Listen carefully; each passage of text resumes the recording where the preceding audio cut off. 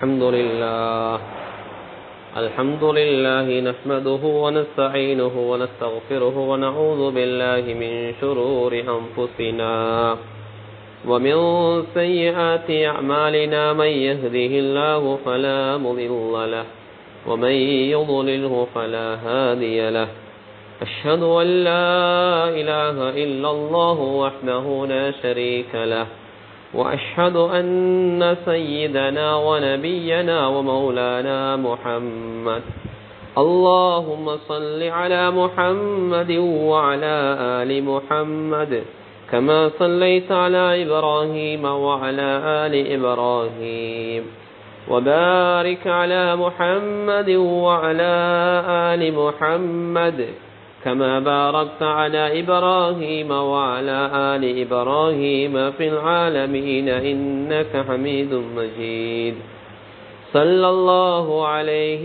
وآله وأزواجه وذرياته وأصحابه وأهل بيته أجمعين وأوصيكم عباد الله وإياي أولا بتقوى الله فإن التقوى رأس الأمور أما بعد فقد قال الله تبارك وتعالى في كلامه العزيز أعوذ بالله من الشيطان الرجيم بسم الله الرحمن الرحيم فآت ذا القربى حقه والمسكين وابن السبيل ذلك خير للذين يريدون وجه الله وأولئك هم المفلحون وقال رسول الله صلى الله عليه وسلم من أحب أن يبسط له في رزقه وينسأ له في أثره فليصل رحمه أو كما قال صلى الله عليه وسلم அளவற்ற அருளாள நிகரற்ற அன்பாளன் ஏகநாயன் அல்லாஹ் ஒருவனுக்கே புகழ் அனைத்தும் அல்ஹம்துலில்லாஹ். அந்த அல்லாஹுவை போற்றுகின்றேன், புகழுகின்றேன். அந்த அல்லாஹுடைய பேர் நாமம் கூறி இன்றைய குத்துபா என்னும் இந்த பிரசங்கத்தை ஆரம்ப செய்கிறேன்.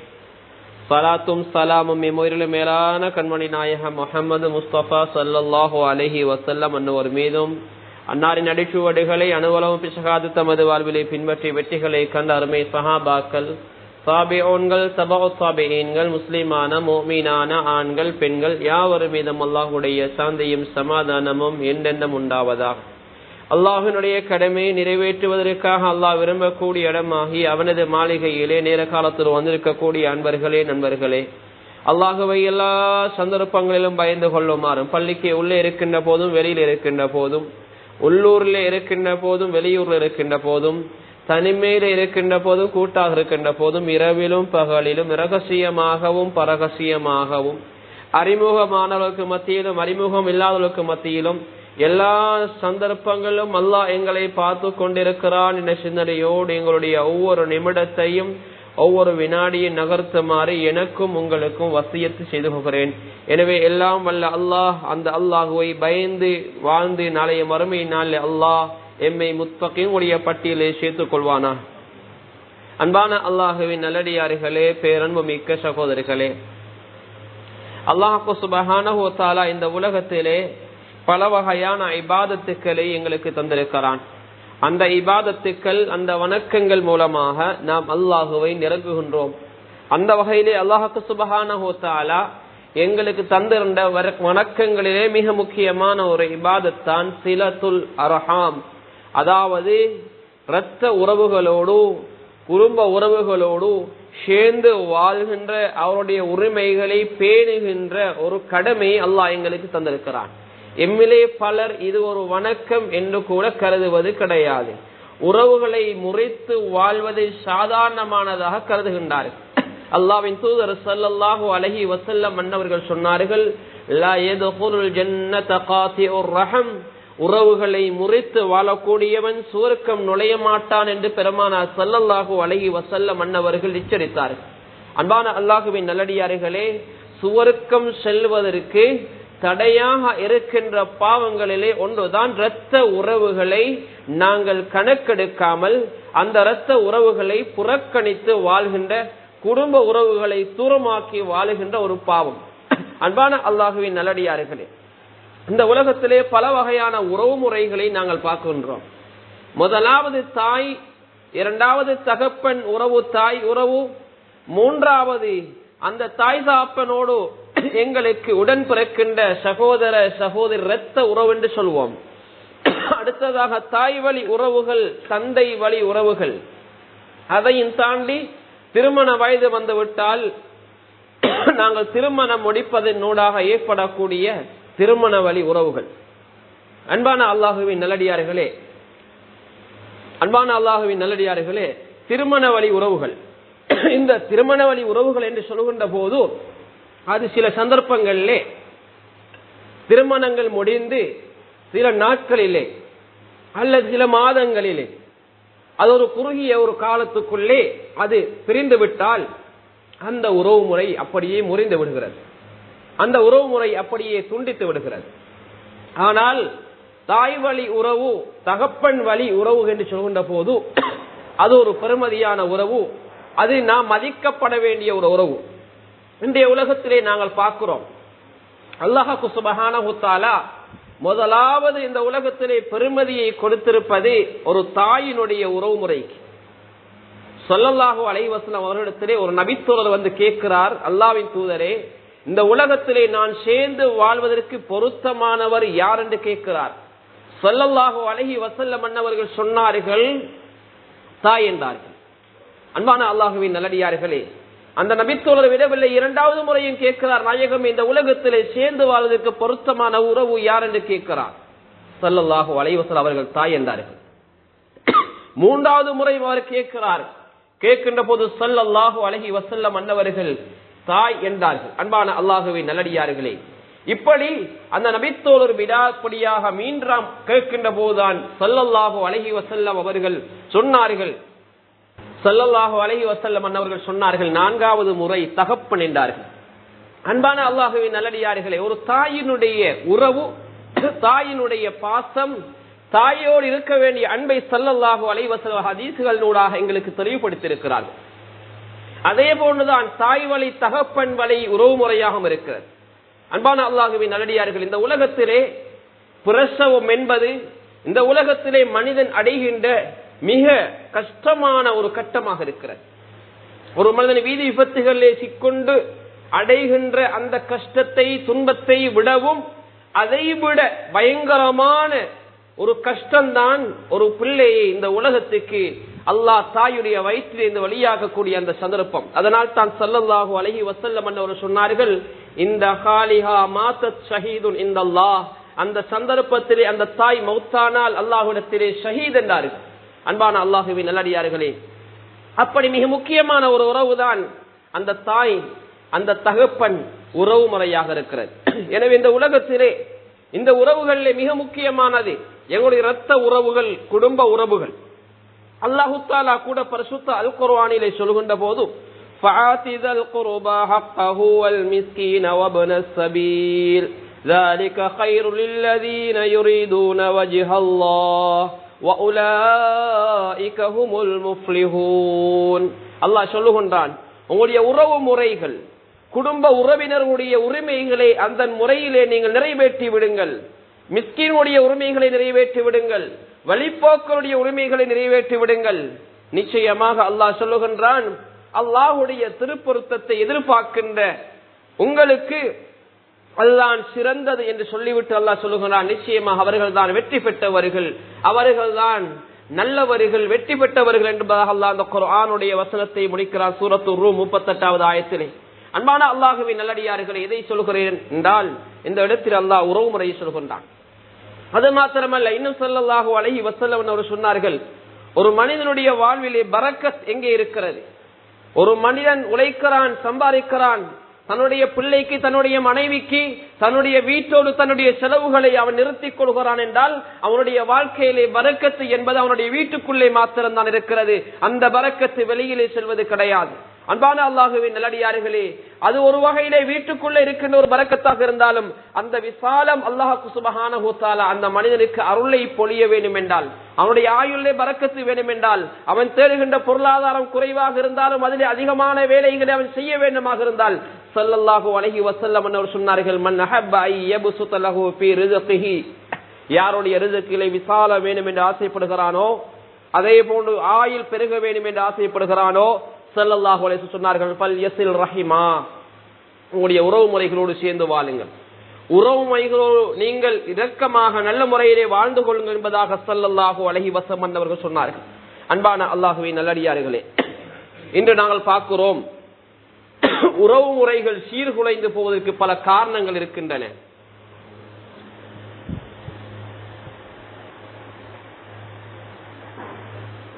அதிலே மிக முக்கியமான ஒரு காரணம் தான்,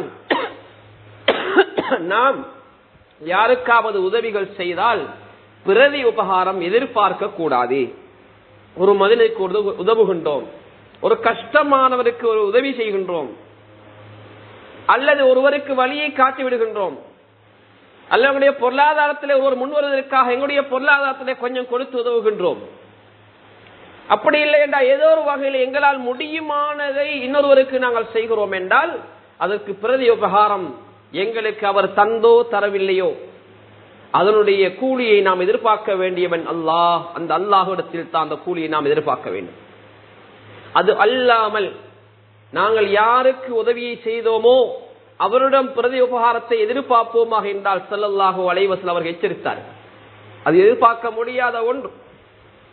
ஸல்லல்லாஹு அலைஹி வஸல்லம் அவர் சொன்னார்கள், லைஸல் வாசிலு பில் முகாஃபி, ஸல்லல்லாஹு சொன்னார்கள், உறவுகளை சேர்ந்து வாழ்வது என்பது எப்படி என்றால், உங்களை வெட்டி வாழ்கின்றவர்களோடு நீங்கள் வெட்டி வாழ்வது அல்ல, உங்களை வெட்டி வாழ்வர்களோடு உங்களை துண்டித்து வாழ்வர்களோடு நீங்கள் சேர்ந்து வாழ வேண்டும்.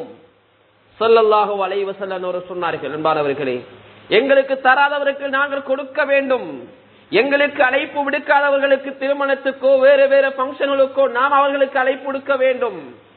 முக்கியமான நிகழ்வு வருகின்ற போது எங்களை அந்த மஷூராக்களை இணைத்துக் கொள்ளாதவர்களை நாங்கள் இணைத்துக் கொள்ள வேண்டும். எங்களுக்கு உதவி செய்யாவிட்டால் அவர்களுக்கு ஒரு கஷ்டம் என்றால் நாங்கள் முதலாவது அந்த மனிதனுக்கு உதவி செய்ய வேண்டும். எங்களுக்கு நோய் ஒன்று வருகிறது, அந்த நோய்க்கு சுகம் விசாரிக்க வரவில்லை, பரவாயில்லை, நான் அவருக்கு சுகம் இல்லாமல் வந்தால் நான் நோய் விசாரிக்க செல்ல வேண்டும். ஸல்லல்லாஹு அலைஹி வஸல்லம் இதைத்தான் சொன்னார்கள். உங்களோடு இரக்கமாக உங்களுக்கு தருகிறான் என்பதற்கு நாங்கள் கொடுக்கின்றோம், எங்களுக்கு சொல்லுகிறார் என்பதற்காக நாங்கள் சொல்கின்றோம், எங்களுக்கு உதவி செய்கிறார் என்பதற்காக நாங்கள் உதவி செய்கின்றோம். இது அல்ல உறவு முறைகளை சேர்ந்து வாழ்வது.